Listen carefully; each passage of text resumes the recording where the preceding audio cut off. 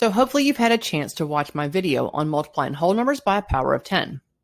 We know that the power of 10 rule states that when you multiply any number n by a power of 10, it will be that number followed by the number of zeros, if the power of 10 is stated in standard form, or the number of zeros in the exponent index when it's stated in exponential form. Here you will see 4 examples. The first 2 examples, I want you to solve for the answer.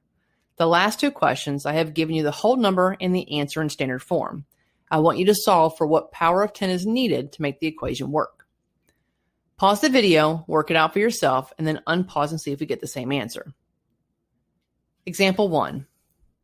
What is 16 times 10 cubed? First, we write down 16, and then we add 3 zeros as the exponent index tells us to. The answer is 16,000. You could also look at it this way. We know that 10 to the third power is 1,000, and 16 times 1,000 is 16,000.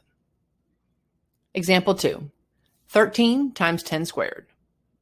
Again, we take our whole number of 13 and we add 2 zeros. 1,300 is our answer. Example 3. 10 times 10 to what power equals 100,000? To solve this, we can write down 10 and look at our answer of 100,000 and see that it has a total of 5 zeros. If we already have 1 zero in our whole number, then we'll need to add 4 more.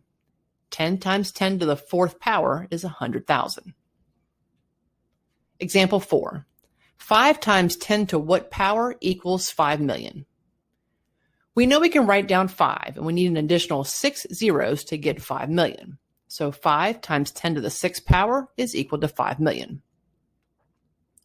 Hopefully you got those right, and if you did, drop me a comment and let me know.